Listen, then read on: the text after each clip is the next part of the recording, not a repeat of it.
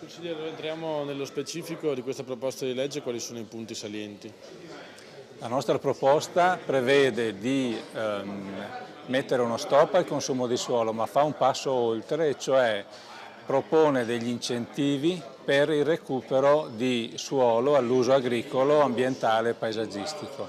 Incentivi da parte della Regione nell'erogazione di contributi, di misure insomma, di finanziamento che danno la priorità a chi recupera l'edificato esistente e a chi restituisce nuovo spazio all'agricoltura.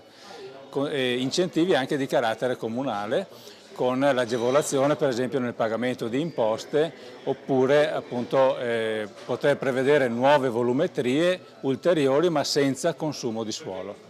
Questo fa sì che ci possa essere uno sviluppo economico, comunque senza che questo venga pregiudicato dalle prescrizioni comunque anche molto pesanti che vengono introdotte da questa legge.